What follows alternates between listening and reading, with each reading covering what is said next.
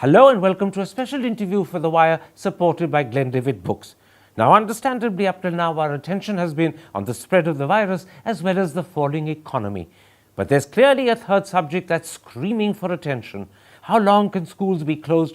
What about the damage done to the education of our children? And is it not now time for schools to open carefully and cautiously? That's the key subject I shall pursue today with a professor from the Department of Humanities and Social Sciences at the Indian Institute of Technology in Delhi, Reetika Khera. Professor Khera, I'm going to start, however, with the question I didn't intend to ask you when I invited you for this interview. Given that the R number has crossed 1, and given that the average weekly daily increase in cases has now gone up for the first time after 12 weeks of steadily dipping, do you think it's still important to open schools, or are you having second thoughts?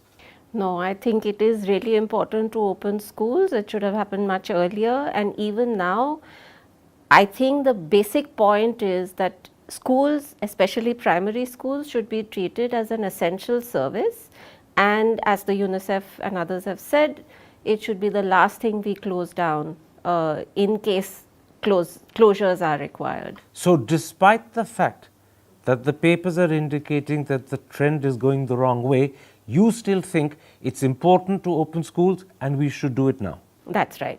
I'm not saying that the opening should be, wholesale and all over and everywhere and all the time and back to the functionality that we saw before COVID struck. But in some manner, and we can talk about it later, they do need to reopen. Okay, let's then first look at the case for opening schools, particularly in terms of the damage that has been done to school-going children by the fact that they haven't gone to school. After that, I'll come to the risk and how we mitigate the risk. Now, a recent joint statement issued by UNESCO and UNICEF says schools should be the last to close, the first to open. The same statement also says that it's bizarre that cinema halls, bars and restaurants are open, but schools are closed. India, in fact, is one of the few countries, 4 or 5, where schools have been closed for the longest length of time.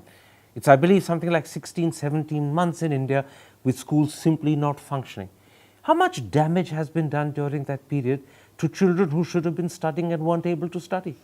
Yeah, so I think that for at least the primary school and preschool children, there is a real danger for that for a very large majority. The time that we have lost may not be made up. I think unlike the debate right now, which to the extent that it is talking about reopening schools is focused on classes 9 to 12, we should be focusing on the younger children because the damage in terms of schooling inputs is greater amongst them because they need it much more. If you haven't even learned how to read the alphabet, nothing online is going to, material sent online isn't going to help you even if you have that in. You began with a very important sentence that the damage that has been done by 16, 17 months of school closure perhaps can never be made up. That is a damage these children, this generation will have to live with. I think that is true not just in terms of the schooling inputs, but also in terms of what education overall entails, which means, the kind of socializing with their peers, with their teachers, their psychosocial development, all of those things. Especially, I'd like to add, this is crucial for the younger children. Child development until the age of 10 has many more facets, and therefore the schooling inputs are quite important. Can I quickly add also that just like I said that the damage to younger children is likely to be more severe than older children, the damage is also more for girls than for boys. And finally, it is more for poorer children than for richer children who have a learning environment at home. They have parents who can read and write, they have access to online. The poor simply don't have that. That's right. Azim Premji University has done a study which gives an indication of what could be the damage academically. Their study suggests that children who haven't been able to go to school may have lost something like 90% of their learning skills and perhaps 80 or more % of their math skills. that is a huge loss, particularly for a young age group who should be actually learning their alphabets and their times tables, but are not doing so. That's right. So, I mean, think of it like this. If you've ever tried to learn a different language, a new language, say French or, Bangla, and if you stopped using it, You forget quickly. That's right. Or think about yourself when you were in school and college and, were solving maths and probability problems quite easily. But if over the years you stop using that, then you tend to get slower and struggle a bit more. And for children, especially given the fact that 70% or so of our primary school going children are going to government schools, where we know, this is not a problem only in government schools, but even in private schools, according to the studies that have been done, learning achievements are poor. But this is actually only one aspect of their education. I'll come to the other aspect in a moment's time, but you're clearly saying that children who are making an effort or were making an effort 18 months ago to learn their alphabets, to learn their times tables, to learn a new language, which often happens when you go to school, now may well have forgotten all of that. In other words, when they go back, not only will the 18 months have been wiped out, but they'll have to also start learning from scratch again. That's right.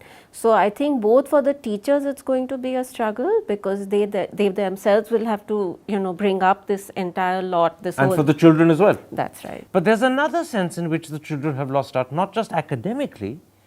Children mature and grow up in the company of their peers. It's essential for them to socialize with their own age group. For 17, 18 months, that hasn't been happening.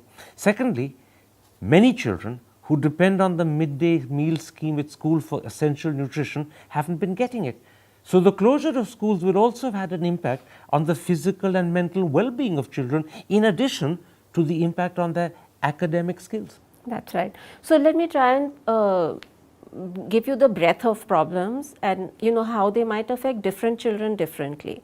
One set of children is people like us, the people that who have good facilities at home, but those kids and the older ones especially amongst them, they are feeling hemmed in at home. They're fed up of their parents. They're having mental health issues ranging from anxiety and depression to even self-harm. So there is that part of the problem. Then there are the children, say in rural areas and maybe even in urban slums, who are not actually being hemmed in, in their physical spaces, because there are, at least in the urban slums, there aren't any physical spaces. The way they access that is by leaving the house, and they roam around in the gullies of their bastis, or in rural areas they're out playing. So those children have the kind of are missing out on the kinds of benefits that going to school regularly helps them form, and they are very simple things at times. Learning how to queue, say for the midday meal, washing your hands before you eat your meal. That's a very important part of personal hygiene, which has educational, nutritional, health benefits as well. And of course, there is the meal itself, which for many of these children was the the most nutritious meal that that's completely been missed out. That more or less it's been missed out, because even though the Supreme Court also said that the midday meal must not stop, if actually physically serving a hot meal is not possible, then children should be either given dry rations to take home, or their parents should be given cash. But that very rarely happens. Very patchy implementation. Which means that there was going to be an impact on the growth, and worse still, on the possibility of children's growth stunting. That's right. So there are nutritional harms from the stopping of the meal. There are educational harms, because a hungry child can't focus on her studies. There are socialization benefits which have been lost. Like I said, queuing, sitting together and sharing a meal. And simply having fun with your own age group. That's essential. That's true also, yes. Now, one more question about schools before I come to the question of risk and how we mitigate the risk from infection. All the facts suggest that online education may work for the well-off and the privileged, but it doesn't for the majority of India. For instance, only 6% of rural and only 25% of urban households have computers. Secondly, and perhaps even more importantly, only 17% of rural areas and 42% of urban areas have internet facilities. So it's quite clear from these figures that if you're relying on online education and keeping schools closed in the belief that this can make up for it, it can't. It can possibly for the privileged, but that's a minority of the country. For the vast majority, which is your workforce for the future, you're leaving them uneducated, and the belief that somehow they can learn online is a myth. In fact, it's a joke. They can't. They haven't got the facilities. Yeah. So I think this is a very clear indication of the kind of inequality that we live with on a regular basis in the country, where almost 70% of the population of the country is really not part of the discussion and debate. So if you look at television debates around the reopening of schools, for instance, what you'll hear very often is, oh, you know, parents are very nervous about sending their children back to school. They're not. The 70% odd parents who are desperate to get their children back to school Are ignored. They're just not part of the discussion, like as if they don't exist. But there's a second sense in which they're not part of the discussion. When those discussions happen on television, they're about the efficacy of online learning and how you improve it and what greater access you give. But that only applies to those who have either the facilities and access to internet, and more importantly, who have smartphones. The 70% don't have that either. And as far as that 70% is concerned, when you talk of online education, they're out of the system. No one seems to care about the fact that they're not online, they're not being educated, they're being forgotten. That's right. So let me just add to some of the figures that you've said. You know, those are from the NSS 2017-18. In 2019, the Lokniti survey found that only 1/3 of households had a smartphone. Yeah, and just think about that. Most of my friends and most of the people I know will think that, you know, the proportion of households that have a smartphone is like 80-90%. That is a really tiny fraction that don't have it. In fact, it's the other way around. Secondly, even those households where there is a smartphone, in fact, that smartphone may be shared by people. Yeah, so you know, it is just on Sunday I went to Munirka Basti and we were talking to a few children, and one of the families we spoke to, they said that the husband, the father who is an auto rickshaw driver, has a smartphone. It was the only family that had one. So the daughter can only use it when the father comes home, and so she's only able to do a math class, which thankfully the Delhi government school has arranged at a time that the children have access to a smartphone. So these sharing of devices, it creates all kinds of barriers even when they exist. Absolutely, which is why I say online education may be okay for the privileged and the rich. Yeah. It is a joke, and a very cruel joke, to claim that you can online educate the rest of the country. They don't have access to internet, they don't have computers, they don't have smartphones, and often when they do, it's the father who's using it, not the children. And also I should remind everyone that, you know, in Parliament, Mr. Javadekar, who was the education minister, said that no child has been denied of education. But that's completely untrue. Yeah. Your facts are completely clearly proving it, Yeah. that 70% don't have internet, don't have computers, don't have smartphones. That's How on right. earth can they be online educated without that? That's right. They No, but have actually lost out completely. That's true. No, so the reason why I bring up that statement is because we are not even acknowledging the problem officially. Well, we are beginning to now, Yes. because in fact the discussion is starting in Yes. newspapers, it's starting on television. But you're making a very good point. The official position as put by the former Minister of Education was that no child has been denied access to education, and as you've just proven, that is completely false. In fact, forgive me, it's more than false, it's a lie. He knows they don't have the facilities, they don't have the phones, they don't have the internet. So for him to claim that they still are getting access to education is a lie. Yeah. Let's then, against this background, come to the question of infection and how we mitigate the risk of infection when schools open.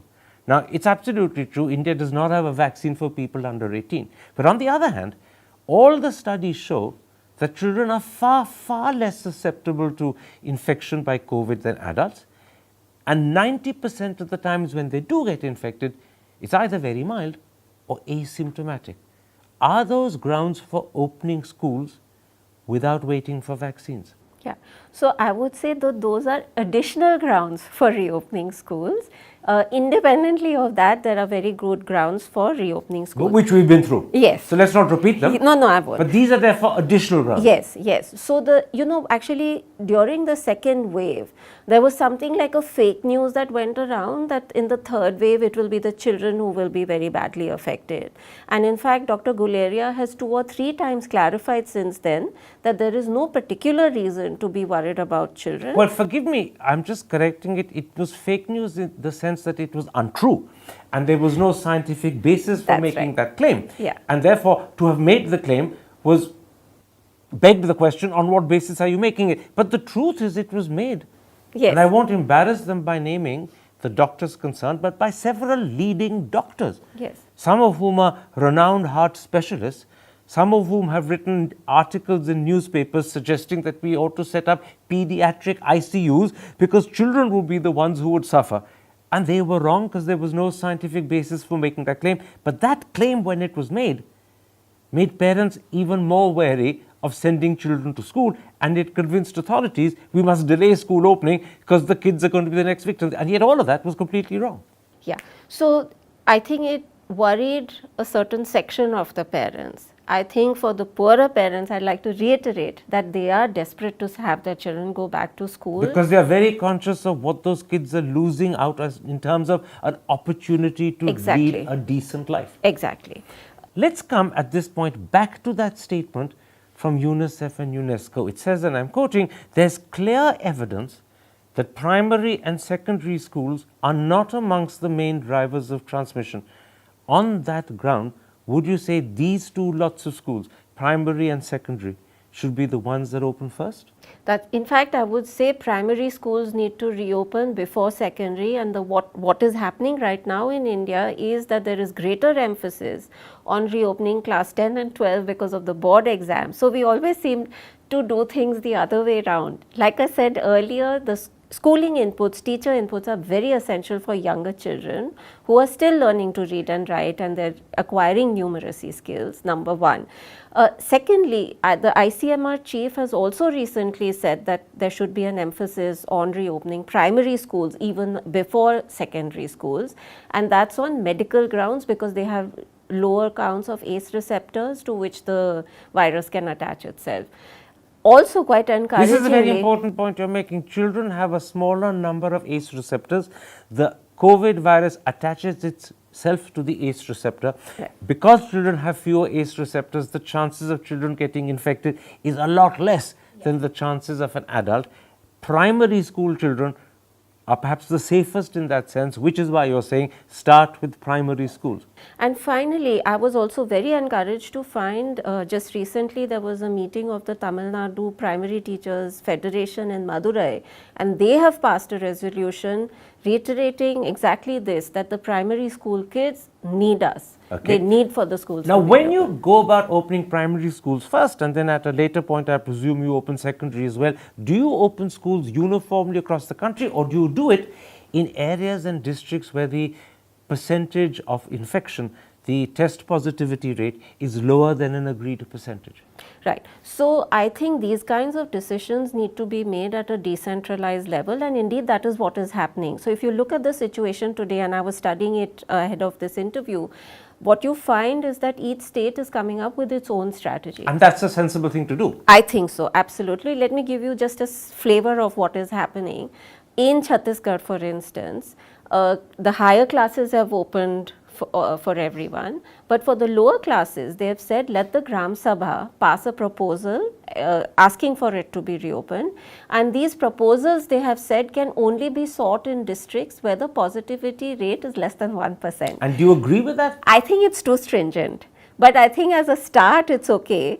And also we know that in India very often, there is a stated policy and there is actually what happens. But if Gram Sabhas are given the option to reopen schools, then I think the pressure will build up from below. Your main problem is with that 1% cutoff. I think it's too. The WHO actually, for most purposes, applies a 5% cutoff. That's right. And then the other safeguard that a lot of states are putting when they're reopening different classes is they're saying 50% attendance, which I think also makes sense. Now, does that amount to staggering classes, or does it amount to simply saying 50% on this day and another 50% on the next day? See, I think there are many options. Even if children go once or twice a week, if they go for certain children can go in the morning shift, others can go in the afternoon shift. There are a whole range of ways So in you're which talking of a combination, A, of staggering classes, some classes in the morning, some in the evening, but you're also within that talking about 50% on day one and the other 50% on day two. So the two combined will mean there's a rotation of timings and a rotation of the children attending and when they're attending, as a result of which there's a certain control on the number of children present on the school premises at any point of time, and that again ensures some level of safety. And on top of this, I would add that those parents who are nervous about sending their children to school and they have facilities at home should continue at home. So you have a hybrid system. That's right. That on top of all of these other measures that I listed will also reduce the pressure or the crowding in schools wherever So they when are. you open schools, you do it with an eye to an agreed percentage of test positivity. You're saying 1 is too low, the WHO talks about 5, maybe something in between. Yeah, let the Secondly, states decide. Classes themselves are staggered in terms of timings. Attendance is staggered in terms of 50% on this day, 50% on another. And then there's another proportion who might prefer to, because they actually have smartphones or facilities to do it from home, online, and so you have a hybrid mixture. All these together will ensure that the pressure on the premises in terms of the number of children is reduced, and therefore chances of infection are contained. That's right. So I feel that the kind of detailed discussion that we are having now when we are talking about reopening is the kind of discussion we should have every time the COVID rates go up so much that there might be a need to shut So we schools need down. to have this discussion periodically, and every time we believe for health purposes there's the need of a lockdown, begin the discussion again to see how you can keep schools going despite the lockdown. Yeah, as many schools going as possible. But let me stop you and put this to you. One of the concerns we haven't raised, which is critical, is how do we ensure that teachers and other adults working in schools who are well above 20 and 30 and who are much more susceptible to infection than the children are protected? Shouldn't we insist that all teachers and in fact all adults working in schools, whether they're teachers or helpers or staff, are vaccinated fully?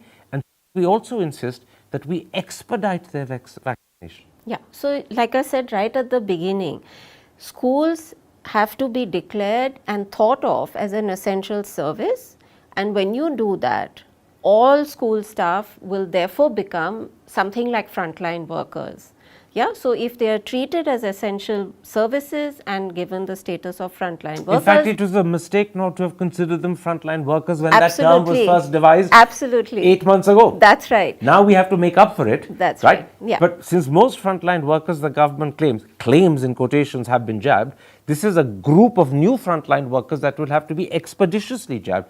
In other words, we have to arrange for them legally and legitimately to jump the queue. Because they are essential workers. Yeah, that's one safeguard. The other safeguard is that I think the worry that children who themselves are not particularly susceptible may become carriers, especially in joint families where grandparents live with them. I think for that, what needs to be done is that children and everyone else, we have to keep reiterating COVID protocols like washing their hands, wearing masks, so that if the adults are behaving responsibly at home and wearing masks, then the children don't have to suffer in terms of having to forego their schooling. Now, this is where a certain chink begins to emerge in the case, because what you're saying is that children themselves, because they are young, may not be susceptible to illness and certainly not to serious illness, but there's a danger when they go home, they can take infection back and infect their parents and grandparents. And the way to avoid it is to keep stressing appropriate COVID behavior, wearing masks, washing hands. But that's something we've been doing for 18 months. And the problem is that you're now relying not on steps that you take which you can enforce, but on advice which you give which you hope is observed. And that's very different. This is where the chink comes in. What happens if kids don't meticulously observe this advice? What happens if their parents don't insist on it? Suddenly, this is where there is a certain element of danger, where I presume we have to simply acknowledge it, do our best to try and limit it, but there's no assurance that we can eliminate it. Yeah, but we are talking as if the parents are not leaving their homes and going out to work and are bringing the infection back, right? So, as it is, there is a movement in the economy, everything has opened up, and like you said, cinema, in December I had written that if cinema halls can reopen, why aren't Anganwadis reopening? Because that's such a critical stage for child development. And so when everyone is milling about, the parents of most of these children are also going out to work and may also be bringing the infection back in. So I'm not saying that the children have to wear masks. No, but that's a very good point you're making. Yeah. The children coming back from school is neither the only and very possibly not even the primary source of infection. The parents themselves are going out to earn. In fact, it's essential, otherwise they couldn't economically survive, I imagine, in many cases. Therefore, it's one additional factor. Take it in that perspective. Don't make it a grounds on which you say schools can't open. That's right. No, like I want to say this again. The fact that we have this discussion and nervousness in reopening schools, this same nervousness and discussion should actually reflect at the stage of closing schools when it is time. Let me then put that to you, and I'll put it the other way around. There's no doubt that a lot of parents, for very understandable reasons, are scared of their children going to school. And not because they're scared that the children will bring back infection and infect them. They're actually scared for the children. Yeah. How do you convince parents that the damage that is done to a child's future by loss of schooling is a greater damage and a much bigger concern than the risk of infection from COVID? How do you convince them of that? So I don't think I need to convince anyone. Like I said, there is a section of parents who have these worries. Those are parents whose children can study. You say a section, I'm saying to you it may be the majority of parents. No. You're convinced that the 70% in rural India don't have this problem. Yeah, not just rural, in urban. I went to 2 bastis on Sunday and people are desperate. So I'm not saying everyone should be forced to send their children to school. But give them the choice. Yeah, those who can continue at home, in fact, should continue at home because they have good facilities, they'll reduce crowding at schools. But for the 60-70% who have no other option, they are dying to get back. Both the children and the parents we are dying. We owe it to them Absolutely. that schools be open. Yeah. In other words, what you're saying is that if 70% of parents are actually keen to send their children, anxious to send their children back to school, then it's a moral duty on our part to make schools open and available for them and find a way of letting those children who want to be educated carry on being educated. Yeah. Can I quickly add something? See, when we talk about reopening, the alarmists will make it out as if we are saying that, pack the schools again with all. None of that. Yeah, but you made that clear. Yes. Don't repeat yourself because you made that clear. And you spelled out in great detail how we will ensure through staggering of classes and also through making sure that 50% go on one day and 50 on another, that in fact there's no packing of classes. The final point is this. What we are saying is that we need now to put education, which is critical to the future of children, ahead of fear of infection. It's education first.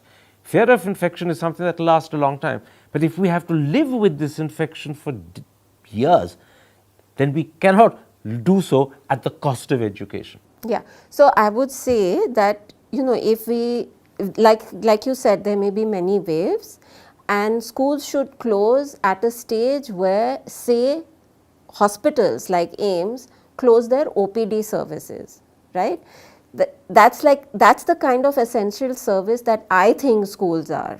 It is as essential. That's a very important point. Set a criteria by which you judge. Which a very high benchmark. And set a criteria by which you judge, is it time for schools to close because the threat of infection has grown so much? And one such criteria could be, if AIIMS shuts its OPD, then schools perhaps also should shut.